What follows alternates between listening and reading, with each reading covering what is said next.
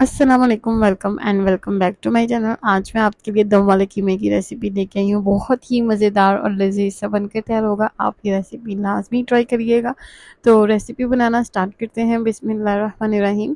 इसके लिए मैंने एक अदद कढ़ाई ले ली है। आप इसको प्रेशर कुकर में भी बना सकते हैं। इसमें डालेंगे 1 किलो बीफ का कीमा। इसको मैंने बारीक पिसवा लिया था। और इसमें डालेंगे 2 अदद टमाटर, 3 मीडियम साइज़ के इसमें प्याज शामिल करेंगे ताकि इसकी अच्छी सी ग्रेवी बन जाए।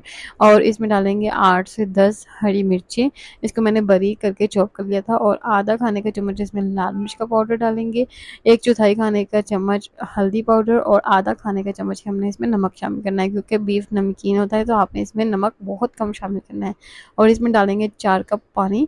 अगर आप लीटर का हिसाब रखेंगे तो ये 1 लीटर पानी है। और पानी डालने के बाद इसको मिक्स कर लेंगे और इसको हम हल्की आंच पर 20 मिनट के लिए गलने देंगे। अगर ये नहीं गलेगा तो आप इसको और 10 मिनट लगवा लेना।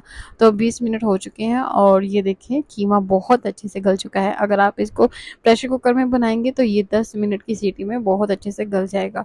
तो ये देखिए गल चुका है। अब हम एक दूसरी पतीली में 1 कप घी शामिल करेंगे और इसमें हम डालेंगे 2 खाने के चम्मच अदरक लहसुन का पेस्ट और इसको हल्का सा ब्राउन कर लेंगे। अब हम इसमें शामिल करेंगे 1 अदद बड़ी इलायची और 2 दालचीनी के टुकड़े, ताकि जो बीफ की स्मेल है वो सारी ख़त्म हो जाए। तो इसको 2 से 3 मिनट के लिए फ्राई कर लेंगे। घी पहले ही गर्म है तो अदरक लहसुन को फ्राई करने में तकरीबन 2 मिनट ही लगेंगे। जब हल्का सा ब्राउन कलर आना शुरू हो जाए तो जो हमने बीफ को गला के रखा था वो सारा इसमें शामिल कर देंगे। पानी के साथ ही आपने इसमें शामिल कर देना है और फिर आपने इसकी भुनाई करनी है। तब तक इसको भूनना है जब तक घी और कीमा सेपरेट नहीं हो जाता। तो कीमे को भूनते हुए तकरीबन 10 मिनट हो चुके हैं। कीमे में जितना ज़्यादा पानी होगा इसको उतना ही ज़्यादा टाइम लगेगा भुनाई करने में। तो ये देखिए ऑयल सेपरेट और कीमा सेपरेट हो चुका है। ये बहुत ही मज़ेदार सा कीमा बनकर तैयार हुआ है। अगर आप चाहें तो आप इसको ऐसे भी सर्व कर सकते हैं। अगर आपके पास कोयला है तो आप कोई भी कटोरी कीमे के अंदर इस तरह से रख लें और कोयले को पहले ही 10 मिनट के लिए आग के ऊपर रख दें ताकि अच्छे से गर्म हो जाए। और फिर आपने इसको कीमे के अंदर शामिल कर देना है और इसमें हम थोड़ा सा घी या ऑयल शामिल कर देंगे ताकि कोयले के अंदर से भाप निकल आए।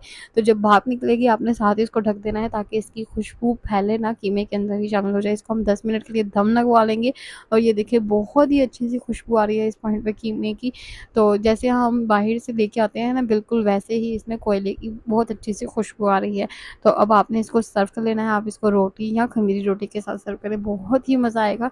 तो ये रेसिपी आपने लाजमी ट्राई करनी है और आपने इसके ऊपर नींबू भी शामिल करना है ताकि इसकी अच्छा सा टेस्ट आ जाए, खट्टा मीठा सा। तो जब भी आप ये रेसिपी ट्राई करेंगे आप इसका फीडबैक मुझे कमेंट सेक्शन में लाजमी देना। तो मिलते हैं नेक्स्ट वीडियो में, तब तक के लिए अल्लाह हाफिज़।